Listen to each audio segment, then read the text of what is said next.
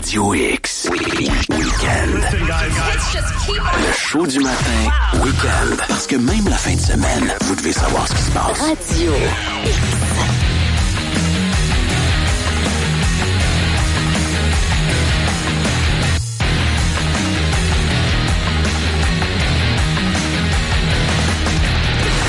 h 28 live à radiox.com pour nous joindre en studio. Vous pouvez aussi le faire par téléphone s'il se passe quelque chose sur la route. 670-9098, le 1-877-440-2464. C'est la ligne sans frais. Matt Thomasin est chroniqueur automobile chez Télémag Québec. Salut. Bonjour. Comment ça va, mon ami? Ça va super. T'es en forme? Oui, je prends ma What You Want. Ça a l'air que ça plaît à tout le monde. En fait, il parle un peu comme ça. Il parle comme ça. Bonjour, en c'est fait, You Want. vous l'avez pas pantoute, Non, mais c'est pas grave. C'est pas grave. C'est pas grave. On est quand même séducteurs pareil. All right. C'est ça l'important. Hey, j'ai pensé à toi cette semaine. J'étais dans le coin de New Haven, entre New York puis Boston. T'es parti en road trip? Ouais, je suis parti sur un nowhere avec ma voiture. Puis, regarde, j'ai eu du fun comme pas possible tout seul. Mais j'ai beaucoup marché, beaucoup réfléchi parce que, bon, la nouvelle saison s'en vient. Le show-tour va commencer bientôt. Essayer de sortir des idées. Puis, j'ai visité pas mal de villes. Puis à New Haven, j'ai rencontré un gars qui était en Tesla. Oh, quelle bagnole, hein? Oui, mais par contre, pour ce qui est de l'espace de rangement, qui est en avant du véhicule, ce que je trouve ça un peu particulier, il y en a pas. Ben, automatiquement, c'est pas nécessairement un véhicule dans lequel tu vas être capable de partir avec toute la famille. Ça, c'est normal. C'est un petit peu conçu comme ça. Mais moi, je trouve que c'est la quand place même... pour l'épicerie, Mathieu? Bon, oui, ça y a pas de problématique. Okay. Je trouve quand même que c'est raisonnable, là. En passant, Tesla a fait une nouvelle annonce au niveau de la performance de ses véhicules. T'as-tu vu l'annonce? Non. OK. Sais-tu en combien de secondes le 0-100 km/h la Tesla S va être capable de faire? 4. Non, 2.8. Oh boy. OK, 2.8, là. C'est assez pour dépeigner ma petite couette sur le côté, ça. Théoriquement, t'auras plus de couette. OK? Tu vas être littéralement gelé dans le banc. Tu sais, le bon vieux truc du 20$ que ton grand-père te disait dans le temps. Check bien ça, mon petit gars, je te mets 20$ sur le tableau de bord, puis si t'es capable d'aller le chercher, ben tu le gardes, puis là, il pesait au fond sur l'accélérateur, là. Ben, c'est un peu la même chose en Tesla. Tu seras pas capable d'aller chercher ça, c'est sûr. Puis la performance au quart de mille, pour ceux-là qui sont un petit peu fous là-dessus, on s'en va chercher dans les 10-11 secondes, si je me trompe pas. Puis c'est dans les... Regarde, c'est une vitesse qui est incroyable, sérieusement. Ça a pas de sens pour un véhicule qui est complètement électrique. OK. Fait que... Tu n'as-tu essayé une? Au mois d'août, ça s'en vient. Donc, c'est un petit scoop pour toi, là. OK. C'est sûr que je te lance un whack. Je veux que tu essaies ce véhicule-là, tu vois le comportement qui est quand même assez particulier, mais de ne plus mettre une seule goutte d'essence dans un véhicule puis qui est performant, c'est un rêve pour moi. Littéralement. Ouais. Je vais te faire une remarque, là. OK. Le soir, tard, là. Tu sais, quand il fait noir, là, à l'extérieur. Oui. Puis, tu regardes tes textos, mettons, quand t'es au volant de ta voiture, là. À une lumière rouge. À une lumière rouge. Lumière rouge arrêtée. Les flics font comment pour savoir si tu textes? J'en ai aucune idée. Ouais. Sérieusement, puis... Est-ce que la lumière de ton écran peut être un bon indicateur, surtout quand t'as de l'air d'un sapin de Noël avec ta face? Là? Une face de Casper, un peu, si tu veux, ou encore sorti d'un film d'horreur, genre La Conjuration, là, tu sais, quand t'as vraiment, là, tu sais, ta flashlight aussi que tu tiens directement autour de ton menton. C'est une évidence quand tu textes au volant, tu sais, ta face est bien éclairée. Est-ce que t'as vu le tableau de bord de la Tesla? Ben, c'est littéralement un écran qui est géant. Tu peux bronzer juste à le regarder. C'est combien de pouces, Alex, c'est combien de pouces ton écran de portable? Ça, c'est un 15 pouces. C'est un 15 pouces? Ben, j'ai l'impression que je te mens pas. Je te dis que c'est 3 écrans de portable, un embarqué par-dessus l'autre. Tesla, présentement, là, ils veulent aller chercher le maximum de la technologie. Je sais, mais je veux dire, c'est parce que là, t'as pas le droit de texter au volant, mais t'as le droit de taponner sur ton écran tactile, sur ton, sur ta Tesla. Et ça, je pense que c'est encore plus dangereux que texter au volant, là. Ouais, mais la majorité des véhicules aussi vont être en mesure de t'afficher tes textos. Tu vas être en mesure de leur répondre aussi avec le système d'infodivertissement que tu vas avoir à l'intérieur. Tu appuies sur un bouton, tu dis ce que tu veux, puis voire même, il y en a que tu vas être capable de composer à l'aide de ton doigt, là, tout dépendant un petit P que tu vas dessiner là, sur le pavé tactile. La technologie s'est rendue littéralement fou. Ben, c'est plus sécuritaire.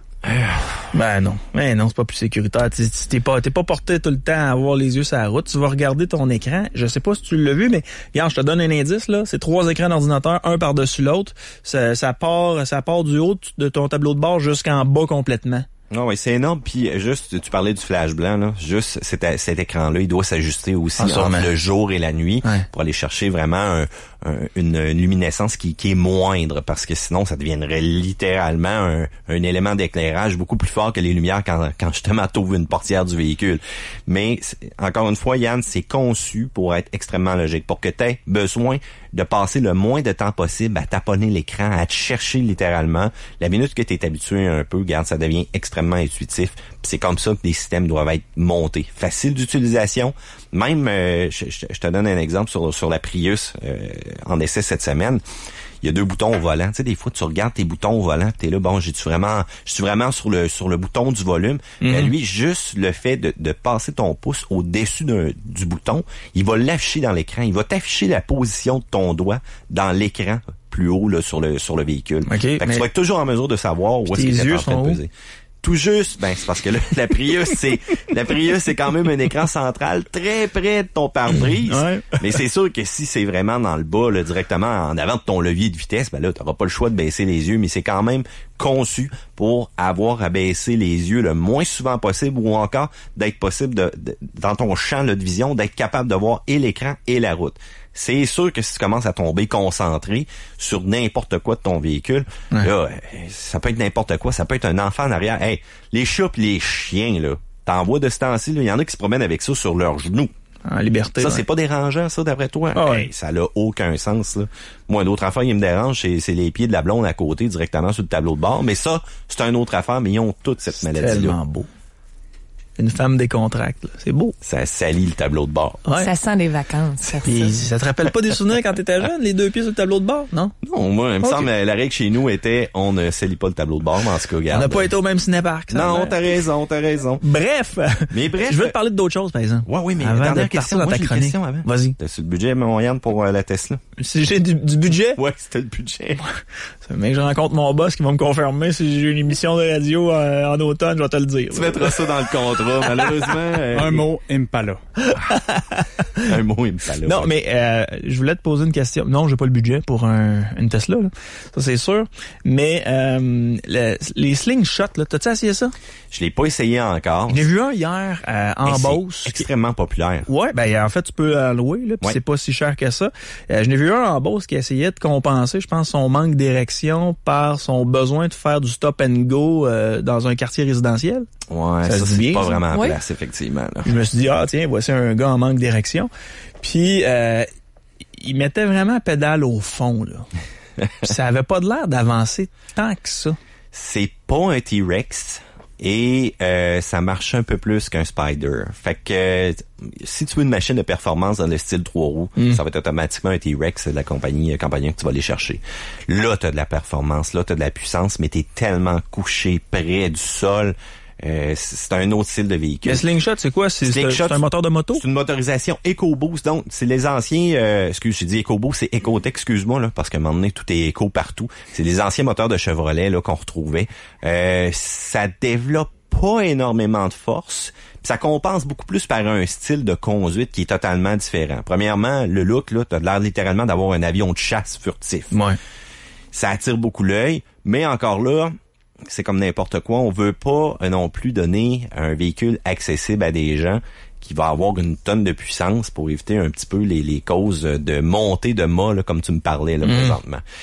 C'est quand même un véhicule qui va rester aussi abordable. Puis sur le coup, moi, en passant, là, quand j'ai regardé le Slingshot, j'ai dit « Wow, c'est donc ben futuriste. Est-ce que ça va vraiment capter l'attention des gens? » Puis sérieusement, c'est en train de marcher. Tout ce concept-là, on parle de Spider, il y en a, c'est fou raide. Ça n'a aucun sens. Ça a été quasiment un sauveur pour du côté de Can-Am. Slingshot aussi, même chose. Polaris, on disait qu'il se lançait là-dedans, qu'il allait se planter littéralement. Mais Slingshot, j'ai l'impression qu'il y a plus de gens qui en louent qui en achètent. Ben moi, en tout cas, je vais te dire une affaire. La majorité que j'ai vue là, directement du côté du Slingshot, c'était toutes des personnes là, qui avaient vraiment une plaque personnelle. Là. C'était pas nécessairement une plaque de compagnie ou encore une plaque F, là, comme on dit. Véhicule qui est futuriste, qui va donner un feeling de conduite totalement différent. C'est vraiment le principe aussi d'être assis dans un véhicule à 3 roues. Un comportement routier qui va aller chercher la tenue de route beaucoup plus que la performance pendant. Mais à quelque part, c'est quand même assez intéressant. Mais côté puissance, là, c'est sûr qu'on parle pas de 300 forces là, dans le véhicule. On va parler d'une motorisation qui est quand même raisonnable parce qu'on veut aussi que ça reste fiable. Tu sais, ces véhicules-là, des fois, là, tu vas les acheter, ça va tellement avoir de HP, ça va révolutionner à 14 000 tours. Je parle des autres modèles. Mais à quelque part, ton entretien aussi va coûter pas mal plus cher. Fait que Polaris s'est concentré à faire de quoi qu'il y avait un design de la mort, mais qui va être facile d'entretien. Puis c'est pas pour rien qu'ils sont allés chercher un moteur américain pour placer là-dedans. Puis c'est un moteur qui est réputé pour être extrêmement fiable. Donc on sait des fois ce qui était autour du véhicule t'as fait pas nécessairement, mais ce moteur Ecotec-là, c'était une bille de fiabilité. Parmi l'un des meilleurs moteurs aussi. Fait que c'était quand même possible. OK, alright. Véhicule de la semaine? Véhicule de la semaine, la Prius C, mon Yann. C'est-tu beau, ça, un Prius, Laurence? Moi, je trouve ça beau. Ouais? Ouais, un peu. Ça beau, toi, Charles de Brian Griffin. Ouais, mais tu trouves-tu ça beau? C'est beau. C'est Charles de Brian Griffin. Ça dit... Oh, qu'est-ce qu'on vous montre à l'école? Hein? Faut vous parler à peu près à 90% des gens, pas à 2% des gens. Qui est Brian Griffin? Ouais. C'est le Family Guy? C'est le chien dans Family Guy. Yann? Oui. Family Guy? Oui, mais c'est pas Charlie Brown, là. Ouais. Tu sais, c'est non, pas... Hein? Homer Simpson. Moi, C'est pas Homer Simpson.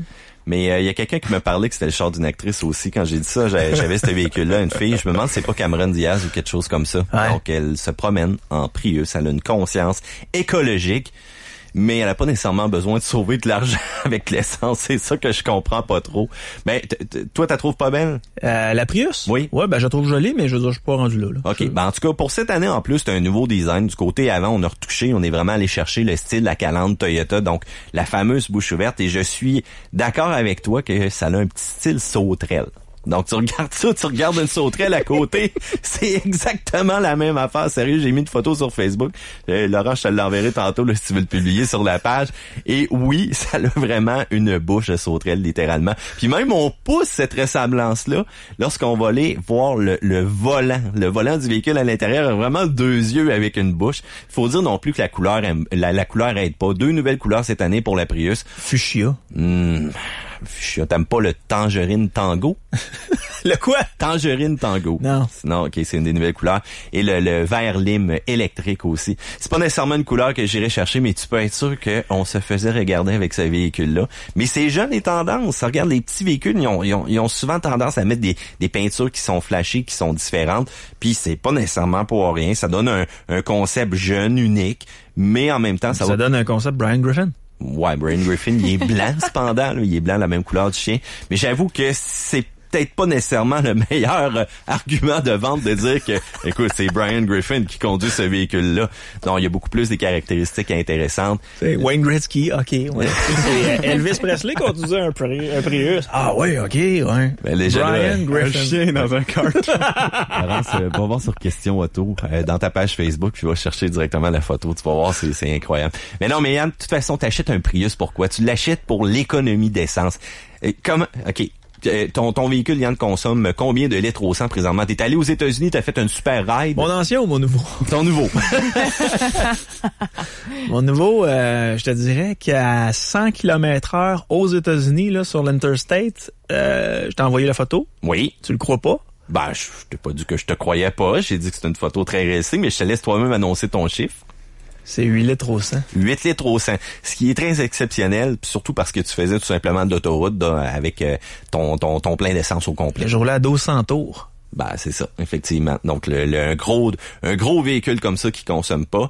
Là, je sais pas pour Laurence. Laurence, t'avais-tu une petite consommation du annoncé ou t'es du genre à pas checker ça pendant tout? Eh ben, moi, je le regarde des fois, mais avec mon auto en bon état, écoute, ça me coûte un bras puis une jambe de gaz. Excuse-moi, je t'ai dit 8, c'est 10. 10? Oh, ouais. OK, on a une petite différence, là. Là, on vient d'augmenter de 2 litres au 100.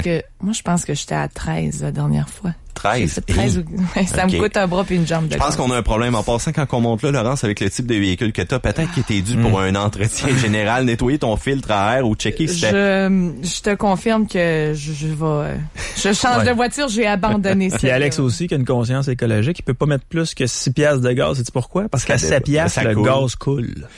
Qui met 6 ça, piastres. ça, c'est un récit. Hey, on était J'ai même pas l'option, moi, dans mon dash, de savoir combien je fais de litres au 100. Non, faut que tu le juste à le calcules. J'ai mon calculer, il y a pas kilométrage, d'option. trip A, trip B, puis ça finit là. Faut que tu le calcules à la main, tu peux pas. Oh, ben, c'est long. On va laisser faire les voitures de Clodo, là, présentement, parce que là, on ira pas loin aujourd'hui. De mon côté, j'ai vraiment essayé de faire la meilleure consommation possible avec la Prius et j'ai atteint 2,8 litres au 100. C'est incroyable. Plusieurs personnes ne me croyaient pas au bureau ou encore quand je disais ça aux gens. Tu montes à Montréal pour 5 piastres. Ça n'a aucun sens. J'ai répété l'expérience. C'est sûr qu'il faut des conditions vraiment idéales. Donc, moi, mon calcul, c'est toujours quand je pars de chez nous, puis je m'en vais au travail, je fais toujours environ un bon 60 kilomètres et je calcule vraiment ma consommation. Puis il y en a beaucoup qui m'ont dit, ouais, mais l'ordinateur à l'intérieur du véhicule n'est pas précis. En passant, c'est pas mal faux, ça. Tantôt, on mentionnait, Laurence, ben tu le calcules tout simplement en faisant un plein puis en voyant un peu comment d'essence t'as consommé quand tu vas arriver à la pompe. Oui, mais c'est pas toutes les pompes qui sont nécessairement, qui vont te donner exactement le bon déclencheur au bon moment selon ce qui reste à l'intérieur de ton véhicule aussi au niveau de l'essence. Donc, le meilleur moyen pour toi vraiment de calculer ta consommation du litre au 100, c'est ton ordinateur de bord. Ouais. C'est sûr que si tu recules en 1990, ton ordinateur de bord était peut-être pas aussi fiable que ceux-là d'aujourd'hui, mais aujourd'hui, les manufacturiers investissent tellement dans l'électronique. Tout est contrôlé par l'électronique dans ton moteur. C'est une donne qui est extrêmement fiable, plus fiable que toi qui vas commencer à calculer ton essence. À la limite, il y a des grands de ce monde comme les Car and Driver ou encore les grandes revues du Road and Track qui ont fait des tests puis qui ont vu qu'il y avait une différence d'environ 0,5% à 3% dépendant du véhicule, dépendant de son âge ou autre. Mais commencer à faire une différence de 3% là, quand on est rendu à 700 km, je pense que t'es quand même correct. Bon, ça, mais faut pas se fier à ce que la compagnie nous dit parce que comme tu l'as dit, c'est calculé dans des conditions qui sont particulières. Écoute, ils mettent une voiture où il y a pratiquement pas de vent. En fait, ils sont sur un tapis roulant. Oui, ça, c'est l'ancienne méthodologie où est-ce qu'on avait très peu de cycles qui étaient calculés. Mais tu te rappelles, Yann, je t'ai parlé des nouveaux tests du côté du gouvernement où est-ce que justement ils font les annonces. On a plus que l'ancien nombre de cycles qui a été testé. Et c'est beaucoup plus réaliste depuis qu'ils ont retouché ça. Ça fait environ, ça doit faire 1 an, là, environ, là, que ça a été retouché au niveau de ces fiches-là. On parle de la fiche qui est vraiment dans la ville du véhicule où est-ce que tu vas voir ta consommation qui va dire, ben, ce véhicule-là, en condition de ville, va faire X litres au 100 et en condition de route, va faire ça. Et un combiné de la moyenne des deux. Tu vois, moi, je fais pas confiance du tout à ça. Moi, ce que j'adore, c'est quand je regarde un livre sur la voiture, puis que le propre chroniqueur dit, avec cette voiture-là, j'ai fait tant sur l'autoroute et j'ai fait tant au centre-ville. C'est quoi le danger de ça? C'est quoi? C'est que la consommation, là, pour avoir une consommation idéale, quand je te parle de 2,8 litres là, avec le Prius, là, j'ai été très, très désagréable pour les conducteurs autour de moi. Donc, mes lumières, très lentement, en mode électrique, vraiment la plupart du temps. Après ça, j'accélère, j'y vais très lentement. Oups, le moteur essence vient aider justement le moteur électrique une fois que je suis démarré. Et je suis une nuisance. Cependant, je peux très bien dire que la Prius, ça a consommé du 6,5 litres au 100, alors qu'on annonce du 4,4, là, je pense, présentement, de du côté de la Prius, 4,8 litres au 100. On annonce ça. Oui, pas de problématique. Sauf que si j'ai réalisé 6 puis du 7, c'est parce que j'ai abusé. C'est parce que j'avais le pied qui était très pesant. Je peux avoir une conduite qui est très sportive. Je peux littéralement tout simplement faire de la montée. Je peux rouler avec l'air climatisé complètement à côté, au fond, les déjureurs et tout. Puis c'est un véhicule qui est sensible à ça. Donc, présentement, on a du 4,8 d'annoncé par Toyota pour la Prius. J'ai réussi du 2,8 dans des conditions exceptionnelles. Je suis sûr qu'on va être capable de le répéter pour quelqu'un qui va faire de l'autoroute, quelqu'un qui va faire un road trip exactement comme toi. Mais c'est sûr que quelqu'un de normal va exactement être capable de réaliser ce qui est annoncé présentement sur le site de Toyota, soit du 4,8 litres au 100. Puis même, je me suis informé autour de moi, il y a des gens qui avaient des CT200H, il y a des gens qui avaient d'autres Prius aussi dans les années similaires, puis effectivement, ils ont tous été capables de faire la même chose. Je suis d'accord avec toi, mais il faut que le journaliste ait une conduite qui est assez irréprochable. C'est-à-dire respecter toutes les limites de vitesse, respecter vraiment aussi ses décollages, parce qu'il y a rien de plus facile que de faire consommer une voiture. Chaque fois que tu es un stop, tu pèses au fond jusqu'à 50 km/h qui est la limite, puis tu as une consommation qui va être littéralement de fou. Là. Ben, tu vois, moi je pensais que les chroniqueurs automobiles, oui, effectivement, ils faisaient des essais routiers particuliers, c'est-à-dire qu'ils conduisaient très lentement puis de façon très sécuritaire, puis ils conduisaient très rapidement de façon très sécuritaire. C'est bizarre à dire, mais c'est vrai. Oui. Mais je me suis dit, ces gens-là conduisent un peu comme monsieur et madame tout le monde. Dans une zone de 50, ils roulent à 60. Dans une zone de 100, ils roulent à 110. Je me disais que vous faisiez à peu près une moyenne. Oui. Puis ça, tu fais une moyenne calculée, mais écoute, la minute que tu tombes, là, ben, regarde, cette semaine, là, j'ai le RC 350 avec un 3.5 litres. On dépasse les 300 forces. Tout le monde tripe sur le véhicule, puis c'est un véhicule qui a tellement de sonorité lorsque tu vas faire révolutionner le moteur que ça en est jouissif littéralement. Fait que automatiquement, tu vas avoir une conduite qui va être un petit peu plus rapide, que t'aimes justement adhérer à cette philosophie-là du beau moteur qui aime chanter, puis normal, tu vas le faire rouler. Donc, automatiquement, ma consommation va refléter. Est-ce que je vais réussir à me rapprocher de ce que le manufacturier annonce? Malheureusement, cette semaine, je suis un peu loin. Mais c'est sûr que dans mon test, pendant la semaine que je vais l'avoir, je vais devoir dire, OK, c'est beau aujourd'hui, je prends ça mollo, je respecte toutes les limites de vitesse et je fais mon calcul. Je suis d'accord avec toi, mais je dois te dire que les fiches présentement qui sont affichées sur les véhicules et ce que les concessionnaires ou les manufacturiers annoncent, c'est beaucoup plus juste qu'avant. Mais on n'oublie pas notre climat, on n'oublie pas aussi les particularités. La minute Laurence le mentionnait tantôt, elle laisse aller sa voiture, elle laisse aller l'entretien, les filtres qui se bouchent, un système d'échappement en mauvaise condition, les sondes. Tu sais, Laurence, as-tu un check engine dans ton auto? Oui. Et voilà. Donc. Il est allumé? Non. C'est au moins ça. OK, il est pas allumé. Ouais, je pensais qu'il était allumé. Vous saurez, les gars, que je suis capable de vérifier mon huile tout seul, de mettre du lave-glace puis de changer des briques. Bon, c'est meilleur que 80% je suis probablement pas mal plus manuel que Marceau. C'est la première fois de ma vie que j'achète un véhicule où le check engine n'est pas allumé au départ. Ouais, c'est vrai. Oh, ben, en tout Comment cas. tu trouves ça? Tu y prends-tu goût? Ben, je trouve ça le fun. Je veux dire, c'est plus le fun que mon Impala. Moins stressant. C'est vrai, t'avais toujours un genre de petit bronzage, là, tu sais, un petit tatou. Je pensais que c'était un tatou que t'avais sur la joue, mais finalement, c'était ta lumière qui te faisait un petit bronzage, le check engine. Ouais. Mais là, dans le vieux Thirst, qu'est-ce que ça dit? Hey, le check engine est allumé longtemps, il est fermé, mais là, c'est mes airbags. Ah, Parce que les miens sont rappelés, là. Je sais pas, c'est pour ça. ah ouais, ils sont rappelés, sérieux, t'as reçu une lettre? Ouais. Hey, tabarouette. Mais tu sais, Laurence, là, j'ai une question pour lui. Si je m'en vais pour mes airbags, les faire changer, ça se peut-tu qu'ils regardent l'état général du véhicule puis qu'ils disent si tu repars pas avec? Ça se peut très bien. Une petite recommandation au niveau de ton garagiste, là. ça m'est arrivé. Ça serait, il y aurait un cas de question de conscience morale. Sérieusement, là, quand tu regardes, s'il y a des ressorts de cassés, si t'as pas de frein, puis si t'es littéralement, tu perds d'essence puis tu peux prendre en feu au prochain coin de rue. Je pense que moi, je serais le mécano, je me garderais une certaine gêne, là. Je te dirais, mon grand, soit que ça te coûte 4000 réparer la voiture, ou soit encore tu te rachètes un autre char à 1000 piastres qui a une allure potentielle qui va durer peut-être un gros max 10 000 kilos. J'avais 23 ans, je m'en allais à mes cours, j'ai une barre de fer qui tombe dans la rue. Là, ça fait un bruit du tonnerre. Ça faisait vraiment un bruit du tonnerre au départ, mais là, ça a comme vraiment, là, il y avait des flamèches, là. OK? Là, il y a quelqu'un qui m'a envoyé à la main me dire quelque chose qui se passe en dessous de ton char. Fait que je m'en vais en dessous de ma voiture. J'ai une barre qui est à terre. Je sais pas c'est quoi. Fait que, il y a un garage juste au coin. Fait que je prends ma voiture. À 23 ans, je vais de la bien intelligent. Je prends ma voiture, je pousse ça jusqu'au garage. Je vais voir le garagiste. Je dis, tu peux-tu me remettre ça? Il dit, ouais. Je pense que c'est le bord-joint. Oh, ouais. Le bord-joint était tombé à terre. Fini. Mais c'est parce que là, tu vas avoir une roue de croche, tu vas avoir quelque chose qui tenait plus littéralement sur le véhicule. Tu vas être pas loin de perdre une roue si c'est un bas-joint. La bord-joint était tombée à terre. C'était juste le cardan, c'est ça? Ben là, il y avait rien de droit dans ton véhicule. Il y avait rien de droit. En tout cas, bref, moi, je l'ai avancé. Je l'ai avancé chez le garagiste. Lui, il l'a monté sur son affaire pour regarder. Son lift. Je le revois encore avec sa flashlight. Il me dit, Il dit, ton devant de char, là, tout est à changer. Il dit, même si je te change juste cette pièce-là, j'ai pas le droit de te laisser repartir avec, parce que si tu te tues, c'est moi qui est responsable. C'est ça, exactement. Puis on aime ça, les poursuites, hein. On aime ça, trouver un coupable assez facilement, malgré la bêtise humaine. Une heure plus tard, le remorqueur arrive. Il me dit, je te donne 50$ pour ton char. J'ai pris ces 50$-là. J'étais allé à mes cours en taxi. Il me restait 20$. Et tu vois, moi, la dernière fois... pour un nouveau char. La dernière fois que je suis allée au garage avec mon auto, je suis allée faire changer mes pneus pour mettre les pneus d'été. Ouais.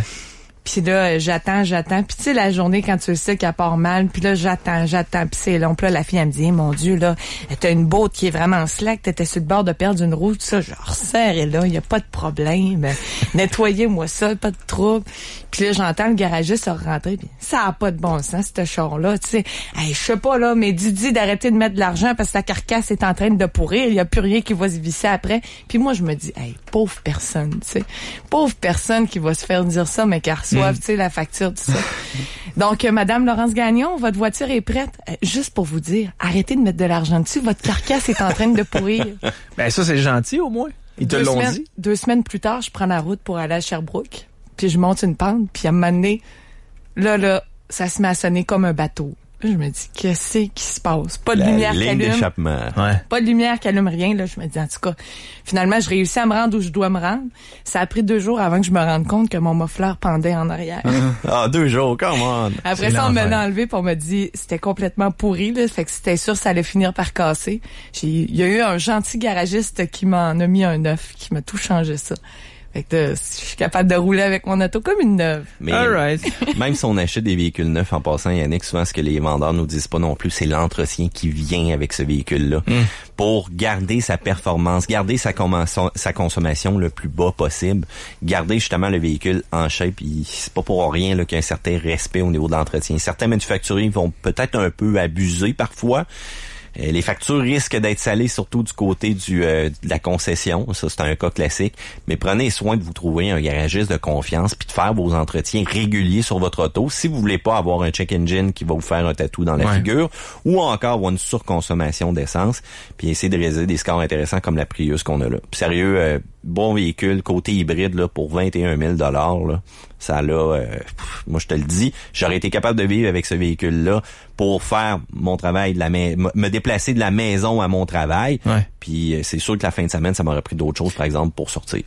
Mais 21 000 $, c'est pas cher, mais ça, c'est de base. C'est la Prius de base, donc on a vraiment la plus de base possible. Donc on a quand même une caméra de recul, quand même un toit ouvrant. Les équipements de base ont été quand même beaucoup améliorés. C'est sûr que si on ajoute le groupe assisté ou encore qu'on va chercher dans la Prius technologie, là, la Prius technologie, tu viens avec un paquet d'équipements. Puis en passant, une autre très, très bonne observation, il y a des gens qui me disent, ouais, pourquoi qu'à chaque fois je vais avoir le plus gros écran là quand je choisis mon véhicule, c'est des options qui coûtent 800, 1000 puis 1500 $. Malheureusement, c'est conçu comme ça. Des fois, faut que tu te contentes de ton petit écran, mais au moins, garde avec la Prius, c'est tout un équipement de base. Le groupe avancé, tout simplement, va ajouter 6 haut-parleurs, siège du conducteur avec réglage de la hauteur du coussin, régulateur de vitesse, essuie-glace. Puis nous, comme d'habitude, on avait bien entendu la version la plus équipée, donc l'ensemble groupe technologie. Là, on allait toucher aux 26 000 $ là, pour la Prius. Moi, je te dirais, choisis-le avec le groupe d'options avancées, puis tu vas payer 21 705 $. Tu vas avoir un véhicule qui va faire une consommation exemplaire, digne d'Interstellar. Tu vas être bon pour partir de Québec puis monter sa lune avec ce char-là, puis probablement pas manquer d'essence. Ça, il y a pas de problématique. Puis, à quelque part, c'est extrêmement fiable.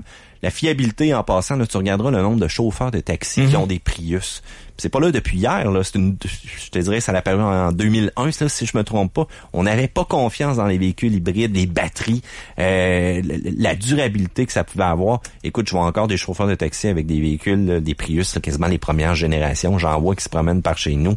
C'est un véhicule qui est extrêmement fiable et quand tu la gardes longtemps, là, c'est là que ça devient rentable côté consommation d'essence, que tu vas être capable d'aller racheter la différence, si tu veux, entre un véhicule qui consomme pas. Donc, disons que des fois, tu penses à un Yaris ou encore, tu penses à un véhicule hybride comme une Prius. Mais quand tu vas commencer à faire du gros millage, dépasser 100 000 km, c'est pas trop long que tu vas être capable de rentrer dans ton argent. Et on aime ça, aller à la pompe, puis que ça marque uniquement 31 $ pour une semaine, pour environ 600 km que j'ai été capable de faire avec le véhicule. Fait que je trouve que c'est assez exceptionnel. Véhicule électrique, là, quand t'arrives à la lumière rouge, là, le véhicule s'éteint complètement, t'entends absolument rien. Oui, puis pour expliquer un peu le comportement de la Prius, tu vois, ça résume super bien. T'as différents modes. Premièrement, lorsque tu démarres le véhicule, il n'y a pas de moteur qui va démarrer à moins que ce soit l'hiver puis qu'il ait besoin vraiment de réchauffer ou encore qu'il ait besoin d'envoyer de la chaleur avec la climatisation. Donc, tu vas appuyer sur le bouton et tout ce que ça te marque, c'est prêt. Donc, le véhicule est prêt à rouler. Tu peux rouler en mode éco ou en mode normal. Le mode éco, qu'est-ce que ça fait? Ça limite vraiment quand même que tu appuieras au fond sur l'accélérateur, ça va donner vraiment un message au véhicule d'accélérer graduellement. Ça sera pas aussi direct. C'est comme si ça te limitait. Donc, tu es en mode éco, tu es en mode relax. Quand même, tu appuieras la moitié, tu n'auras pas toute cette puissance-là qui va arriver du premier coup. Okay. Donc, ça va te permettre de faire une accélération lente. Au départ, le moteur électrique va aider à démarrer le véhicule. Donc, il va aider tout simplement à faire ses premiers kilomètres pour justement, on sait qu'est-ce qui consomme le plus d'essence, c'est quand tu fais un stop, c'est de prendre toute la masse du véhicule puis de l'amener en accélération. Donc, ton véhicule hybride, ton moteur électrique plutôt va partir et à partir de quelques kilomètres, ton moteur à essence va embarquer pour donner la pleine puissance, 99 HP là, présentement là, pour cette Prius là. En conduite de trafic, en conduite urbaine, le moteur va tout simplement se fermer parce que tu ne demanderas pas nécessairement beaucoup d'accélération. Tu vas te promener à 40 km/h, puis ça va être uniquement la puissance de ton moteur hybride tant que la batterie a été rechargée, si on veut, tant que tu as de la puissance dans ta batterie. Et comment cette batterie-là interne se recharge? C'est simple. Lorsque tu roules, lorsque ton moteur à essence va produire de la puissance, il peut en envoyer une certaine partie dans ta batterie parce qu'elle est trop faible, il doit la recharger. Mais où est-ce qu'on va chercher vraiment le plus gros de cette énergie-là? C'est lorsqu'on va freiner. Donc, il y a un système de régénération. Puis ça, en passant, ça donne un petit feeling bizarre là, dans les freins, là, ça prend une certaine habitude. Des fois, tu t'es comme entre le frein du moteur électrique pour la régénération, puis t'es comme entre les plaquettes régulières. Fait que tu sais, des fois, c'est peu précis, là, je te dirais. Mais c'est, disons que tu roules 50 km/h, tu vois un stop, tu vas commencer à appuyer sur ton frein, puis c'est là que tu vas voir ta batterie qui va se recharger avec l'énergie qui est régénérée au niveau du freinage. Donc, dans le fond, c'est ton moteur électrique qui te ralentit, mais qui va chercher cette énergie-là pour la rendre disponible pour toi plus tard en mode hybride. Tu peux appuyer sur le bouton EV. Le bouton EV, qu'est-ce que ça va faire?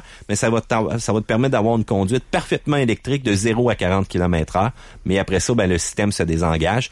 Lorsqu'il est en accélération pleine, donc vraiment en mode puissance, tu vas avoir les deux moteurs qui vont travailler pour te donner le maximum de la puissance pour faire tes meilleures accélérations.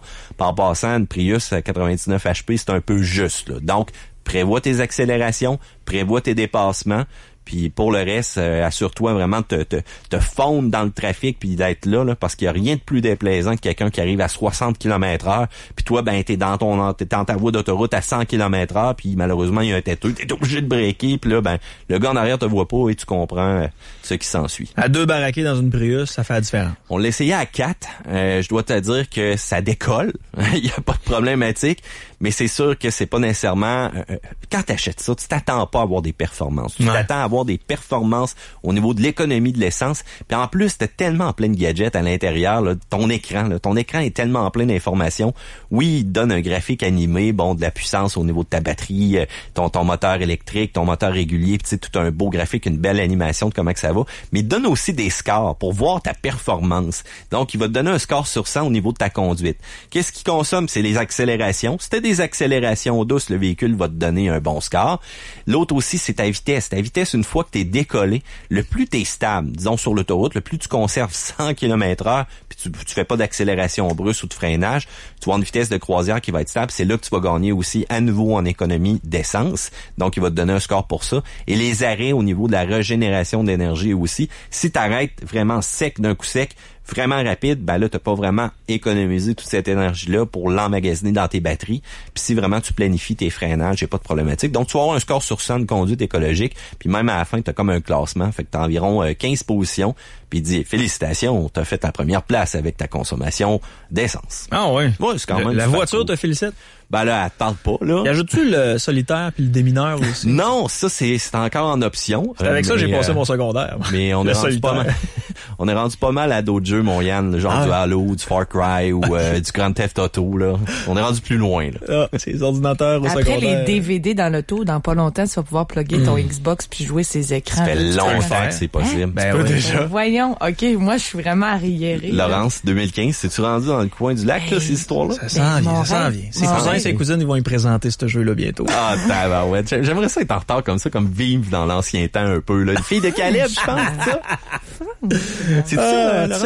On t'agace parce qu'on t'aime, Laurence. Mon rêve de jeunesse, moi, là, c'était d'avoir un villa, d'avoir une rue. D'avoir une rue en face de chez nous. Non, d'avoir des écrans, tu sais, dans la van, là, comme tous les autres enfants avaient, là.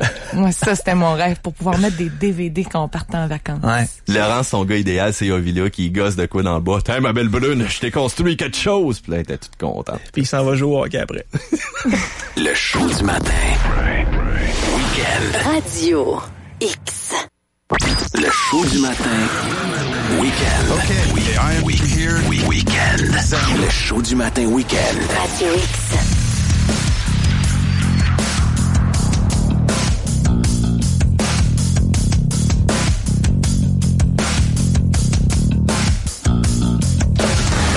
11h10, vous êtes à Choix Radio X dans le show du matin édition week-end. Dans à peu près 50 minutes, ce sera Guy Massé qui vous présentera le meilleur des légendes du rock jusqu'à 16h. Par la suite, ce sera l'Extra 80. Toujours une belle rencontre quand Matt Thomasin vient faire son tour en studio. Un gars naturel qui tripe vraiment sur les voitures. C'est sa passion. Connaît ses sujets. Ouais, et à chaque fois, les gens disent, c'est qui lui? Ben, vous commencez de plus en plus à le connaître. Avec moi, il était dans le show du matin week-end le dimanche, chroniqueur automobile. Puis, c'est le gars aussi, quand vous tournez de poste, là, puis vous allez sur Télémag, c'est le gars qui présente les 4x4. Là. C'est un passionné aussi des 4x4. Donc, Matt Thomasin de Télémag, un gros merci d'être passé à la station. Pour l'instant, c'est 16 degrés sur Québec. Ça a tendance à se réchauffer. On parle d'un maximum de 19 pour aujourd'hui.